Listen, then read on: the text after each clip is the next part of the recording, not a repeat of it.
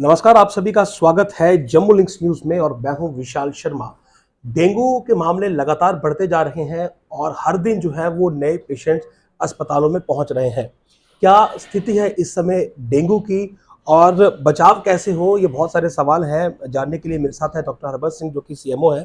Doctor साहब, dengue हर वर्ष आता है और इस वर्ष की बात करूं तो अभी भी लगातार मामले रिपोर्ट हो रहे हैं। सबसे पहले तो जो जानना चाहूंगा कि अभी का स्टेटस क्या है? इस वक्त हमारे जो जम्मू डिस्ट्रिक्ट में रूरल एंड अर्बन मिला के जी। 1698 केसेस हैं।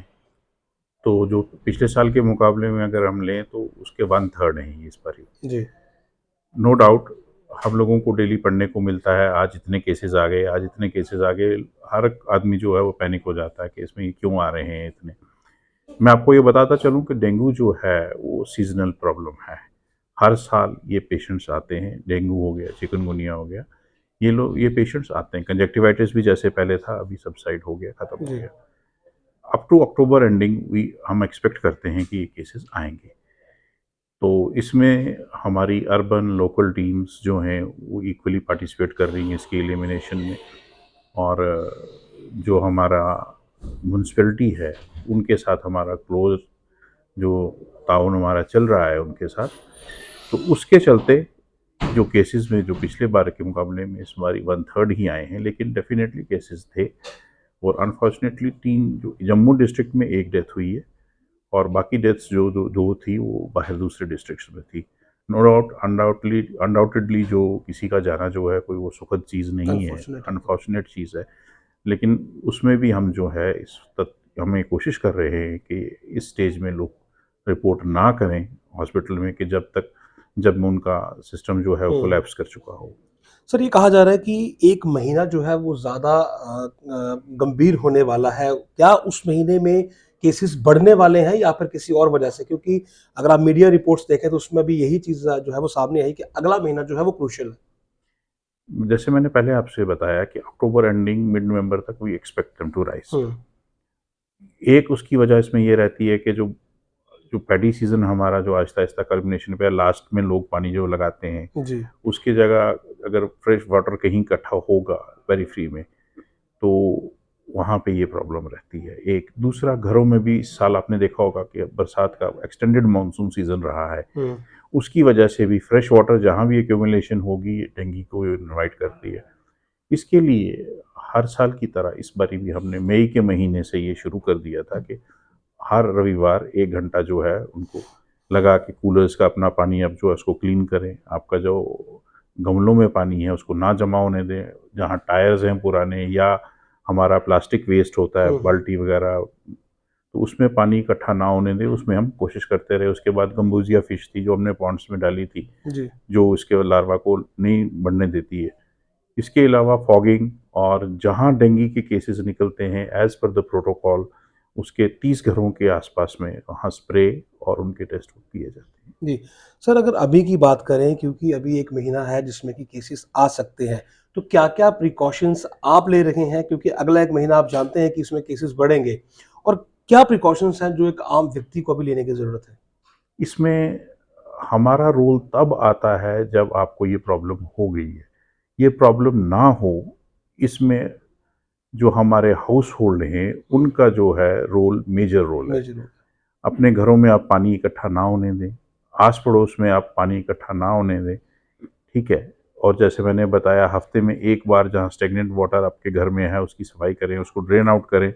पानी की टंकियाँ जितनी हैं उनको कवर करके रखें, अनकवर्ड मत रखें उनको। अगर कहीं किसी में लार्वा है तो एकदम उसको ड्रेन आउट करें। हमारे टीम को संपर्क करें यहाँ पे।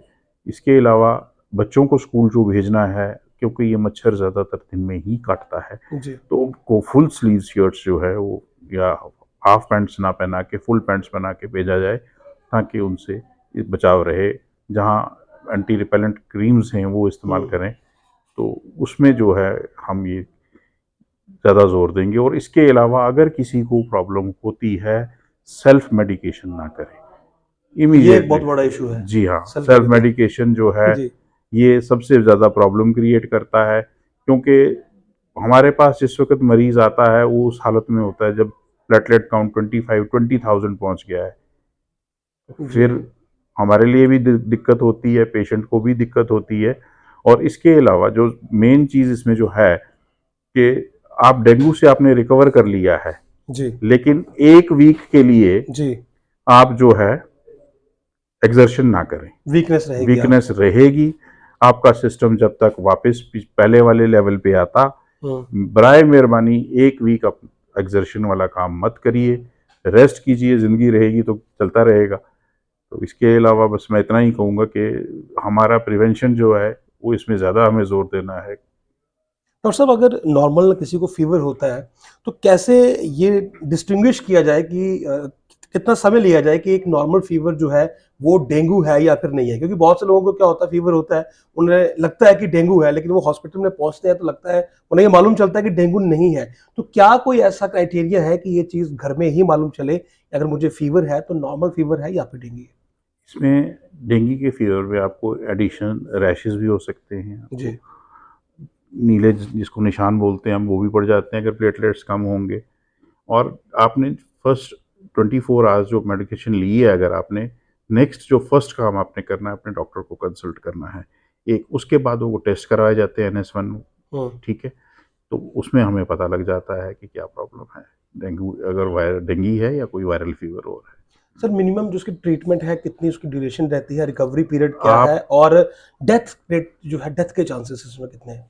देखिए, रिकवरी पीरियड जो है 5-6 दिन में फीवर नीचे आ जाता 6 दिन है, एट में? The most weak. जी। उसके बाद जैसे मैंने आपको पहले बताया, 1 हफ्ता पेशेंट को लगता है उसकी बॉडी को वापस अपने ऑप्टिमल लेवल पे आने के लिए। हम्म। और हमारी तो यही कोशिश रहती है कि किसी की डेथ ना हो। हम्म। लेकिन इन केस कभी कभार अनफॉर्चुनेटली पेशेंट ऐसे स्टेज पे हमारे पास आता है जब रिनल फेलियर भी हो गया, हम्म। लिवर फेलियर भी हो गया, ब्लीडिंग डायलिसिस भी हो गया, तो उसमें फिर प्रॉब्लम रहती। लेकिन हमारी कोशिश थी कि इस बारी जितने केसेस थे तो इस पे कोई ना जाए। तो मैं इसी बात पे आने वाला था कि क्या इफेक्ट जो है वो इसका ह्यूमन बॉडी पे हो सकता है टू द मैक्सिमम, क्योंकि कैजुअली जो है वो बहुत से लोग जो है वो सोचते हैं ठीक है, बुखार है, ठीक हो जाएगा, तो कितना इफेक्ट इसका जो है हमारे वाइटल ऑर्गन्स पर हो सकता है? देखिए, वाइटल ऑर्गन्स की इन्वॉल्वमेंट जब एक बार आपका प्लेटलेट काउंट जो नीचे चला जाएगा, जब फिर ब्लीडिंग टेंडेंसी, डायथिसिस जिसको हम बोलते हैं, जी। वो तो किसी भी ऑर्गन में इंटरनल ब्लीडिंग हो सकती है। Any of the organ? या हम्म। ठीक है, तो इसमें फिर आपका रिनल इन्वॉल्वमेंट हो जाता है, लिवर इन्वॉल्वमेंट हो जाता है, जी कई बार इंट्राक्रेनियल ब्लीड हो जाएगी तो क्या करेंगे। इसमें जी। पेशेंट को यही है कि जब फीवर है, हाइड्रेशन अपनी प्रॉपर लें, ORS लें, पानी खुला पिएं, लिक्विड ज़्यादा लें। सर, किस किस डिपार्टमेंट के साथ मिलकर आप फिलहाल डेंगू के खिलाफ ये लड़ाई लड़ रहे हैं? क्योंकि अकेले अगर हेल्थ डिपार्टमेंट की बात करें तो उनका भी काम नहीं है, जम्मू म्यूनसिपल कॉरपोरेशन है या बाकी की भी डिपार्टमेंट है, तो कितने डिपार्टमेंट आपके साथ जो है वो इस समय काम कर देखिए, आजकल जो है, जो भी हमारी स्ट्रेटजी होती है किसी एक डिपार्टमेंट की नहीं होती, जो भी गवर्नमेंट ऑफ इंडिया के प्लान्स आते हैं, रहे हैं? जी। इसमें हमारे साथ म्यूनिसिपल कॉरपोरेशन, हम्म। आंगनवाड़ी वर्कर्स, उसके अलावा हमारे साथ social welfare department, school education department, ये सब हम मिल के इसके ऊपर जो है हम जोर दे रहे हैं। आखिरी सवाल करूंगा सर, अगर किसी को डेंगू हो जाता है और बहुत से लोगों को ये लगता है कि हमारे जो सरकारी अस्पताल हैं वो उतने ज़्यादा वेल ऑफ नहीं है, अच्छे नहीं है, और वो प्राइवेट ट्रीटमेंट की तरफ ज़्यादा भागते हैं, तो आपसे मैं ये जानना चाह रहा हूँ, आपसे मैं विश्वास लोगों को दिलवाना चाह रहा हूँ कि क्या बेस्ट ट्रीटमेंट जो है वो आपकी तरफ से दिया जा रहा है, और किस किस अस्पताल में जो है वो स्पेशलाइज डेंगू के लिए ट्रीटमेंट अवेलेबल है? देखिए, मैं आपको ये कहूँगा कि जो फैसिलिटी आपको सरकार दे सकती है, वो प्राइवेट सेक्टर में नहीं मिल आपको सकता। नहीं मिल सकती। नो डाउट हमारा वर्कलोड प्राइवेट सेक्टर से बहुत ज़्यादा है, हम्म। ठीक है? हम पर्सनलाइज़ जो ऐसे लोगों को एक्सपेक्टेशन होती है कि प्राइवेट में 1 वार्ड और एक मरीज़ और 1 नर्स होगा, वैसा नहीं होता। एग्जैक्टली। तो उनको लगता है कि भई हमारी उपेक्षा की जा रही है, वैसा नहीं है। सरकारी अस्पताल के अलावा आपको अगर कहीं जाएँगे, तो आपको ट्रीटमेंट 5 स्टार ज़रूर मिलेगा, लेकिन एक्सपेंसिव हो जाए। एक्सपेंसिव बहुत होगा। और हमारा Gandhinagar hospital, S medical college hospital, Sarwal hospital, वहाँ पे फैसिलिटीज़ अवेलेबल है। जब सरकार ने इतना पैसा खर्च करके जो ब्लड कंपोनेंट सेपरेटर्स लगाए हैं पेशेंट्स को मुफ्त देने के लिए, तो उसका जो है क्रेडिट तो गवर्नमेंट को मिलना चाहिए ना, कि government hospital they are no doubt very much overcrowded, very much overburdened, but still they are doing the best job. Blood का भी इशू रहता है इसमें, थोड़ा सा कहते हैं कि ब्लड जो है ब्लड कंपोनेंट आज तक ऐसा तो हुआ नहीं कि किसी मरीज को कंपोनेंट्स ना मिले हो, हर एक को दिए गए, तो नेचुरली तो वो तो तभी हो पॉसिबल है ना जब काम हो रहा है। एग्जैक्टली जी, शुक्रिया बहुत बहुत। तो देखिए कुल मिलाकर अगर आप इस समय की बात करें तो अगला 1 महीना क्रूशियल जरूर है, लेकिन स्थिति नियंत्रण में है। आपका जो बचाव है वो आपको स्वयं करना है, साफ सफाई रखनी है और कोशिश यही करनी है कि मॉस्किटो बाइट से जो है वो खुद को बचाया जाए ताकि डेंगू जो है वो आपको ना हो। नमस्कार।